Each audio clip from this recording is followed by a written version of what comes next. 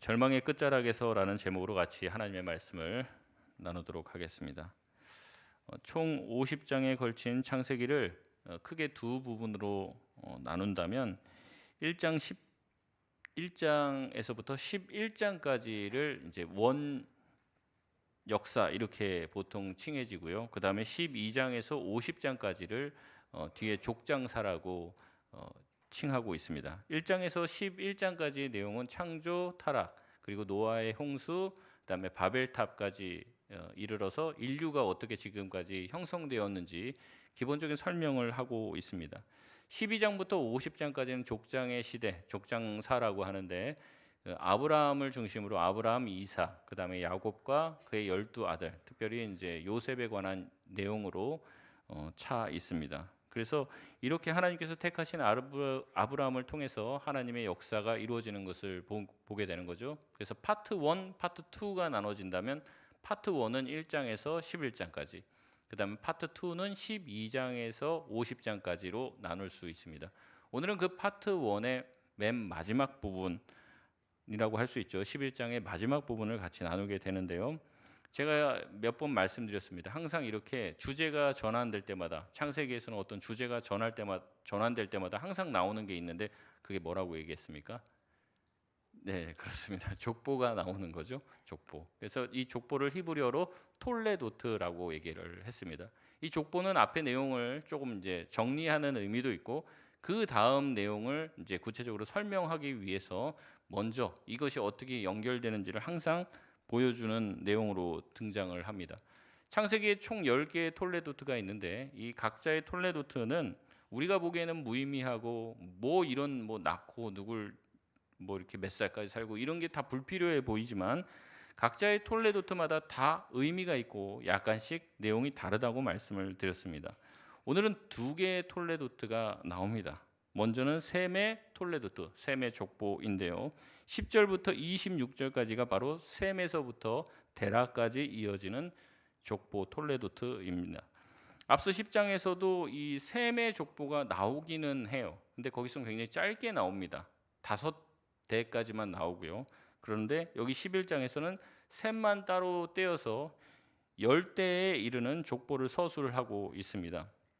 특별히 이제 다른 족보와는 다르게 메세에 누구를 출산하기 시작했다라는 말과 함께 그 이후에 몇 살까지 살았다라는 언급이 이어지고 있습니다. 근데 이제 특이한 점이 뭐냐면 이제 자세히 살펴보면은 점점 대가 이어질 수 있도록 대가 이어질 때마다 이제 수명이 점점 줄어들고 있다는 거죠. 제일 먼저 언급되는 10절에서 11절에 언급되는 셈의 경우는 100세에 자기 아들인 아르박사스를 낳습니다. 아르박사스를 낳은 후에 몇 년을 더 삽니까? 500년을 더 살았다고 얘기합니다. 그러니까 도합 몇 년을 산 거예요? 600년을 살았다고 얘기하는 거죠. 근데 쭉 10대가 이어지고 나서 맨 마지막에 나이가 언급되는 나홀의 경우에는 29세에 데라를 낳았고 190년에 이제 더 살고 190년을 더 살고 죽었다고 얘기합니다. 그러니까 29 더하기 190 이렇게 하면 어떻게 합니까? 219세에 죽었다는 거죠. 그러니까 600세를 살았던 자기의 이제 10대 위에 있는 조상보다 자기는 지금 거의 이제 400년 가량의 수명이 줄어들게 된 것이에요. 이렇게 인간의 수명이 점차 홍수 이후에 급격하게 줄어든 것을 가지고 여러 학자들이 이런 설 저런 설을 얘기합니다. 창세기 6장 3절에 하나님께서 그때 이제 설교할 제가 잠깐 언급을 드렸는데 이제 하나님이 그들의 날을 120년으로 할 것이다라고 얘기한 것. 그래서 인간의 이제 수명은 120살까지 줄어들게 하셨다라고 하시는 이런 설도 있습니다. 설. 그게 그렇게 맞다 그게 아니라 졸다가 들으시면 그런 줄 제가 그렇게 주장한 줄 알았는데 그게 아니라 그런 설도 있고요. 또 어떤 학자들은 인간이 이제 하나님을 떠났기 때문에 본격적으로 이제 하나님을 생명의 근원인 하나님을 떠났기 때문에 생명력이 이제 상실되어서 점점 생명력이 줄어든 형태, 그렇게 수명이 짧아졌다. 어떤 사람은 이제 홍수 심판 때 이제 하나님께서 사실은 이제 세상을 창조할 때 궁창 위의 물과 궁창 아래의 물로 나누시거든요. 근데 하늘의 창이 열리고 하늘에서 그 비가 쏟아지고 땅에서부터 이제 또 물의 샘 깊은 곳에 샘이 터져 나왔다. 그러니까 위아래로 막 물을 쏟아부은 것이죠. 이제 그렇게 돼서 하늘에 원래는 물층이 있었다 이렇게 주장하는 사람도 있습니다. 궁창 위에. 그래서 지구 자체가 뭐 어떤 형태냐면 이제 일종의 이제 비닐 하우스처럼 이렇게 온실이 됐다는 거죠. 북극 남극도 다 이제는 예전에는 다 따뜻했다, 온화했다 뭐 그러는 거예요. 근데 이제 전부 다 물층이 다 쏟아져 내리게 되니까 이제 자외선이라든지 직사광선을 직접 인류들이 쐬게 되면서 인간들이 가지고 있던 생명력을 급격하게 상실하게 됐다 이렇게 주장하기도 합니다. 근데 이 여러 가지 견해가 있지만 딱히 인간들의 수명이 줄어든 것을 명확하게 설명하는 성경의 내용들은 없습니다. 이제 그나마 이제 일리 있다고 생각하는 제가 이제 일리 있다고 생각. 저희는 이제 대한예수교 장로의 합동측이고 저희의 신학은 이제 칼빈주의 신학입니다. 그래서 칼빈 선생님의 말을 조금 더 인용을 하면 칼빈은 자신의 주석에서 인간의 수명이 홍수 이후에 급격히 줄어든 것에 대해서 이렇게 설명을 하고 있습니다. 홍수 이후의 사람들은 홍수 이전의 사람들처럼 그렇게 오래 살지 못했다. 이는 죄가 그들의 생명에 더욱 깊이 파고들었기 때문이다. 하나님께서는 그들의 육체를 약하게 만드셔서 그들이 오만하게 스스로를 높이거나 영원히 살 것처럼 행동하지 못하게 하셨다라고 말을 합니다. 그러니까 칼빈은 인간의 수명이 자연스럽게 줄어들게 하나님이 일부러 그렇게 하셨다는 거죠. 왜냐하면 인간이 그 전에 막 900살도 살고 막 800살도 사는데 그 사는 동안 선한 일을 하기보다 뭘 더 많이 해요? 악한 일하고 죄만 많이 짓는 거예요. 그러니까 오래 살아봤자 득될 게 없는 거예요. 죄만 더 많이 짓는 거죠. 그리고 하나님께서 오래 살게 하니까 자기의 인생이 굉장히 오래되고 영원할 것처럼 교만해져서 자기 인생의 주인으로 적극적으로 그렇게 살아가며 하나님을 떠나는 거죠. 그러니까 하나님께서 그들의 오만함과 교만함을 꺾으셔서 일부러 은혜로운 제한을 통해 수명을 조절하셨다는 거죠. 그래서 이렇게 사람들이 짧은 시간에 살면서 인생이 참 허무하고 짧고 길지 않다는 것을 깨닫게 하셔서 오히려 하나님께 나아가는 구원의 길을 여셨다고 해석을 하기도 합니다. 이렇게 이어진 셈의 족보는 26절에 그렇게 우리가 기다렸던 데라의 아들 아브라함의 출현으로 마무리가 됩니다. 그리고 다시 27절부터는 데라의 톨레도트가 두 번째 톨레도트죠. 두 번째 데라의 족보가 이어지게 됩니다. 우리 27절 말씀 같이 읽겠습니다. 시작. 데라의 족보는 이러하니라. 데라는 아브람과 나홀과 하란을 낳고 하란은 롯을 낳았으며. 아멘. 데라가 낳은 세 명의 아들은 아브람과 나홀과 하란 이 세 명입니다. 그리고 셋째 하란은 롯을 낳았다고 굳이 명시를 하고 있습니다. 이제 아브람과 관계는 뭐예요? 자기 형제의 아들이기 때문에 조카 관계죠. 삼촌 관계가 되는 거죠. 그런데 갑자기 예기치 않은 일이 벌어지게 됩니다. 28절 말씀 같이 읽겠습니다. 시작. 하란은 그 아비 데라보다 먼저 고향 갈대아인의 우르에서 죽었다. 아멘. 하란은요 데라의 셋째 아들이자 막내 아들입니다. 그리고 아들 셋이 있었어요. 아브라함, 나홀, 그다음에 하란 이 셋이 있었는데 세 아들 중에서 막내인데 제일 먼저 죽음을 겪게 됩니다. 게다가 하란은 그냥 홀로 있었던 것이 아닙니다. 세 자녀가 있었습니다. 앞서서 롯이라고 얘기를 했고요. 29절에는 밀가와 이스가도 있었습니다. 하란은 어떤 사람이냐? 한 아버지의 막내 아들이자 세 아이의 아버지였습니다. 그런 하란은 자신의 아버지보다 일찍 죽게 됩니다.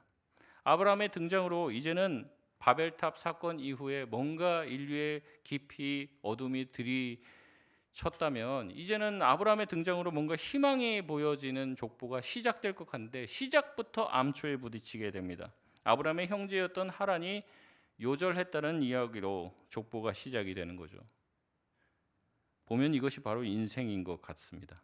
절망 중에 희망을 발견했다고 생각한 그 순간 다시 절망의 나락으로 떨어지게 됩니다. 인생은 늘 예측 불허입니다. 내 계획과 내 뜻대로 내 생각대로 돌아가지가 않습니다. 그래서 전도자는 이렇게 말을 합니다. 전도서 7장 14절에 형통한 날에는 기뻐하고 곤고한 날에는 되돌아 보아라.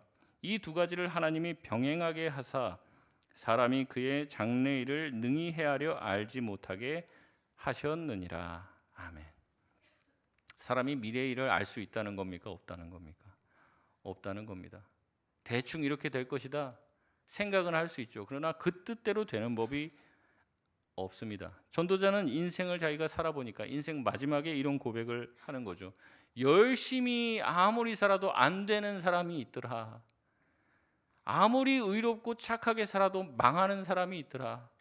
악하게 살고 사람들 속이며 범죄를 해도 오래 살고 승진하고 부자 되는 사람도 있더라. 다시 말해서 뭐예요? 인생 내 맘대로 되는 게 아니라는 거죠.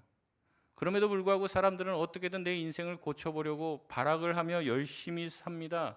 갖은 애를 쓰며 자기의 힘을 쏟아내며 삽니다. 하지만 장래일이라는 것은 아무도 모르는 것이죠. 뜻대로 되지 않는 것이 바로 인생이라는 겁니다.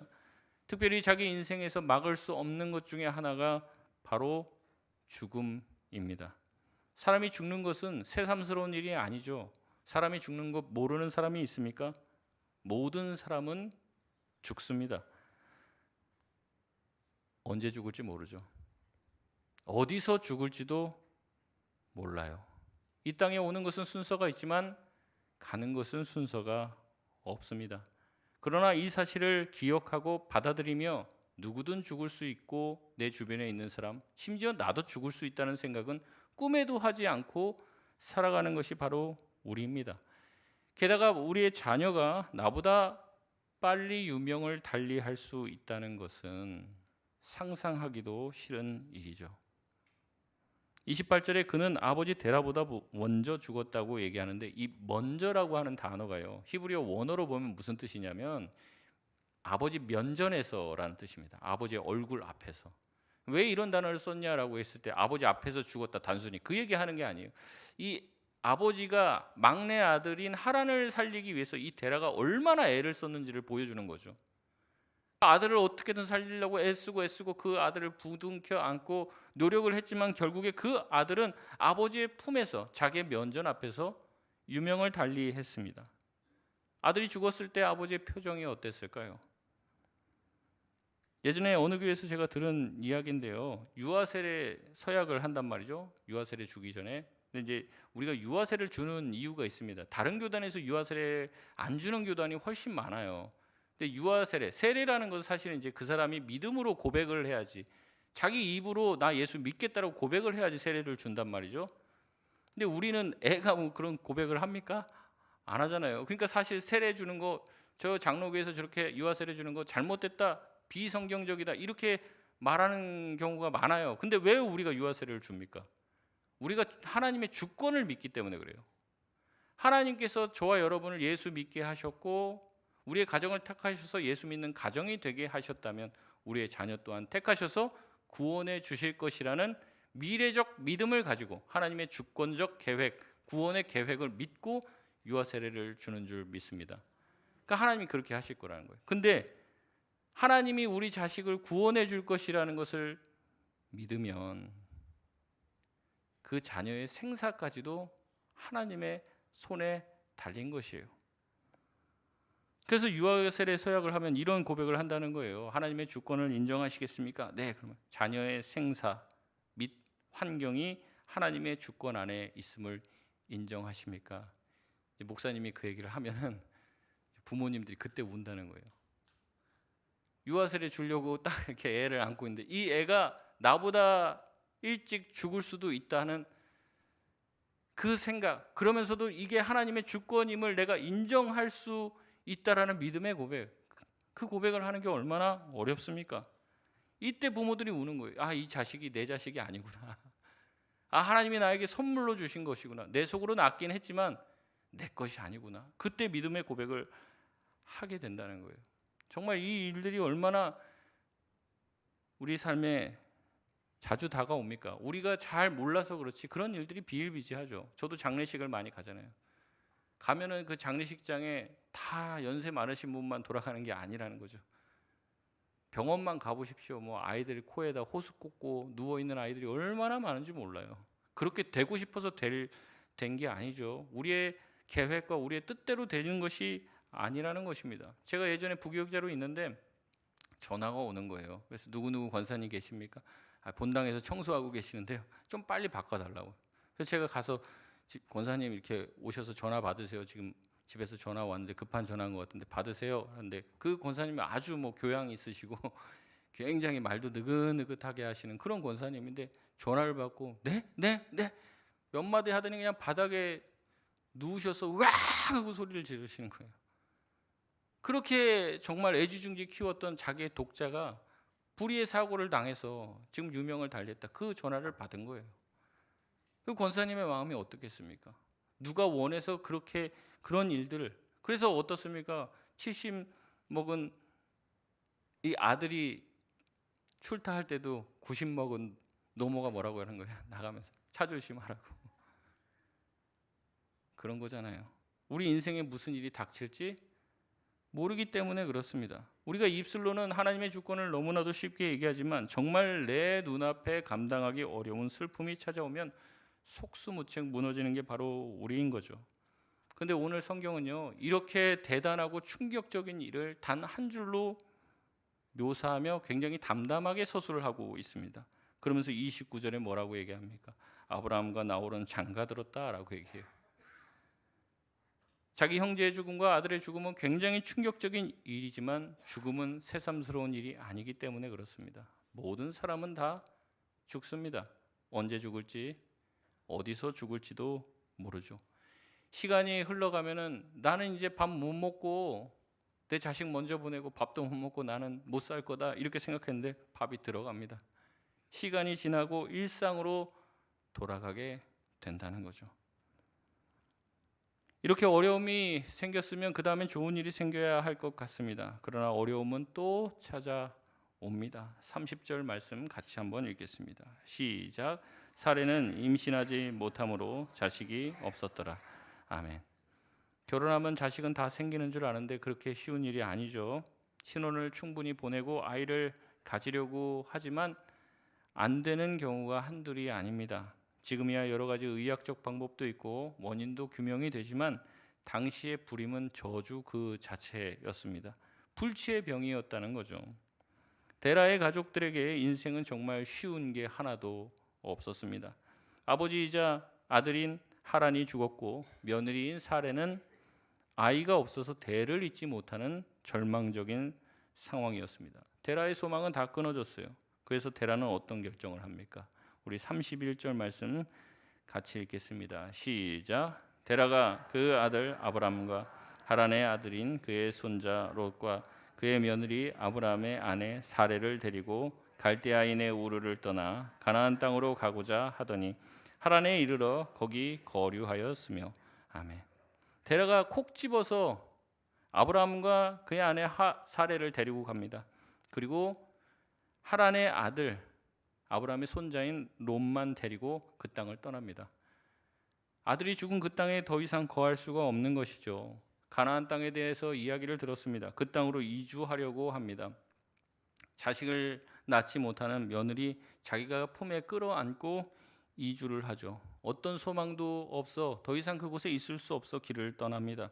그들은 가나안 땅으로 가려고 합니다. 가나안 땅으로 가려는 계획을 가지고 떠나요. 근데 오늘 성경 본문의 말씀에 보면 어때요? 가다가 끝까지 가나안 땅에 가지 못하고 31절 마지막에 어디에 머무르게 됩니까? 하란에 머물러 거기 거류하게 됩니다. 자기 죽은 아들의 이름과 같은 지역에 머물게 되죠.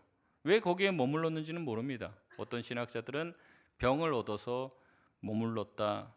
또 어떤 사람들은 거기서 더 이상 가지 못할 만한 특별한 어떤 이유가 있었지 않는가 생각을 합니다. 어찌된 영문인지 모르지만 하란에 정착합니다. 목표인 가나안 땅에는 가지 못합니다. 이것이 바로 데라의 가족이 처한 운명이었습니다. 정말 인생이 계획했던 대로 되는 법이 없는 그런 가정이죠.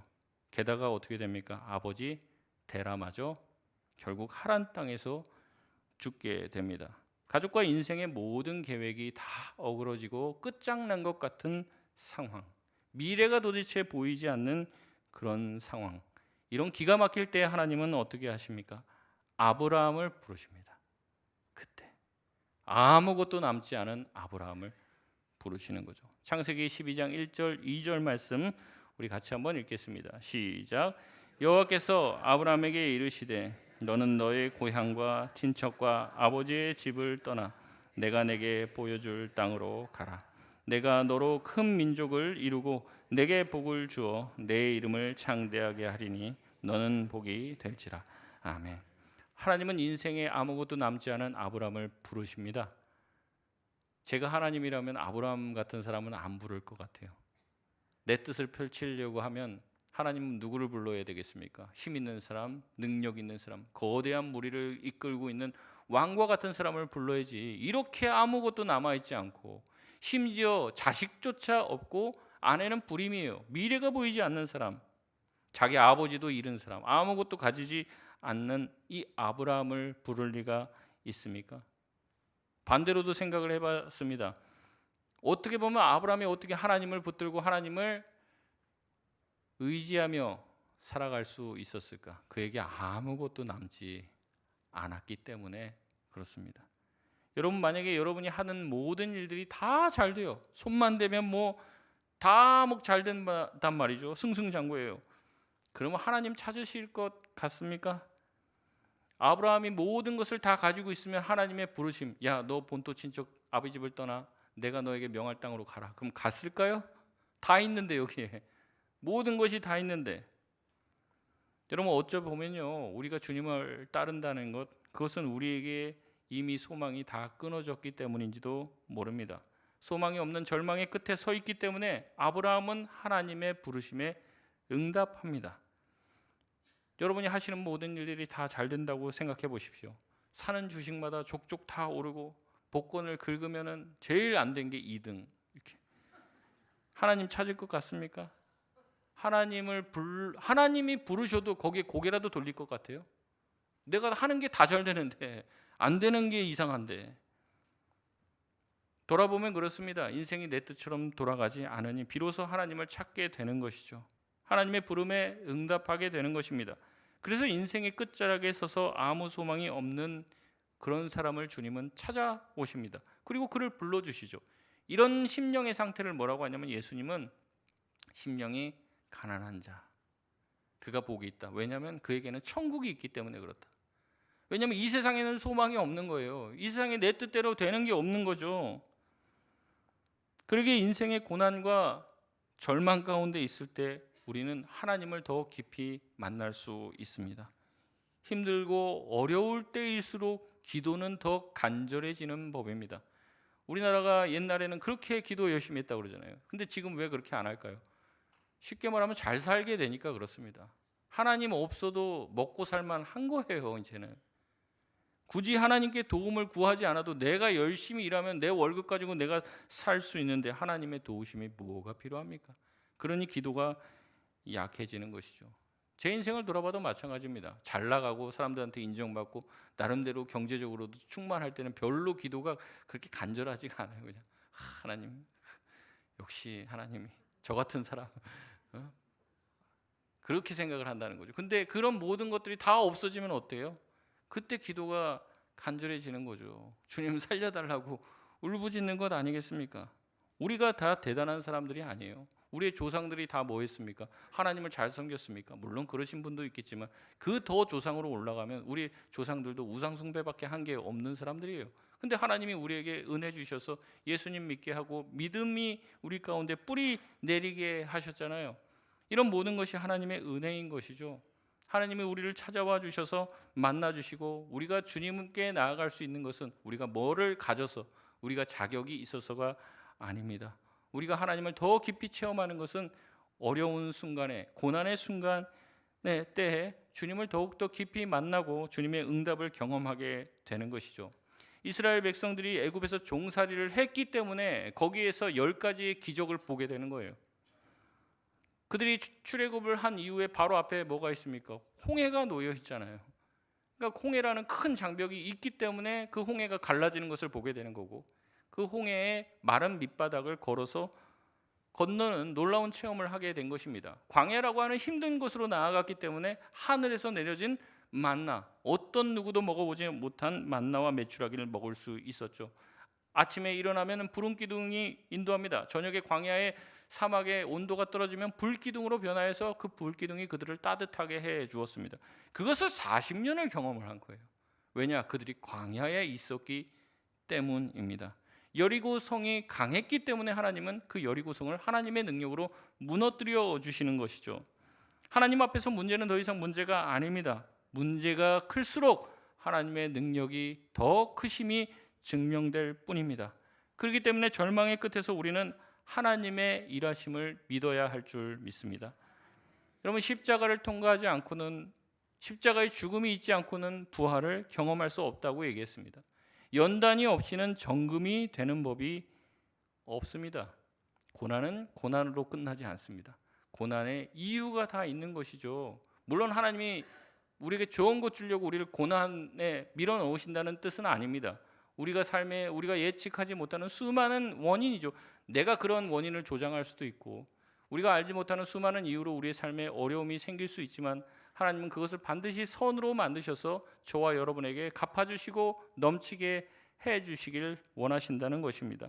그럼에도 불구하고 많은 신자들이 인생에 조금만 어려움이 닥쳐도 원망하고 불평하고 하나님을 의지하지 못하는 일들이 다반사입니다. 근데 사실 믿지 않는 사람들도 이런 지혜를 얘기를 해요. 맹자가 이렇게 얘기를 했습니다. 하늘이 장차 이 사람에게 큰 임무를 내리려 할 때에는 반드시 먼저 그 심지를 지치게 하고 뼈마디가 꺾어지는 고난을 당하게 하며 그 몸을 굶주리게 하고 그 생활은 빈궁에 빠뜨려 하는 일마다 어지럽게 하느니라. 이는 그의 마음을 두들겨서 참을성을 길러주어 지금까지 할 수 없었던 일도 할 수 있게 하기 위함이니라. 이게 아멘입니까? 맹자말인데 맹자말인데 성경 말씀 같죠? 이게 이제 하나님께서 주신 일반 은총의 지혜가 있어요. 이 진리의 파편들도 성인들이라든지 뭐 위대한 인물들이 다 그런 성경 말씀 비슷한 말, 진리에 가까운 말들을 합니다. 여러분, 근데 믿지 않는 사람도 이런 얘기를 하는 거예요. 내 인생에 어려움이 생기면 그거는 하늘이 나한테 맡기려고 하는 위대한 일이 있기 때문에 그렇다. 그래서 이거를 연예인들이 자기 그 메모지나 이거 항상 이 글자를 적어놓고, 뭐 스타 강사라고 이지영 씨인가, 자기 이거 적어놓고 매일 본다는 거예요. 자기 인생에 힘든 일이 생길 때마다.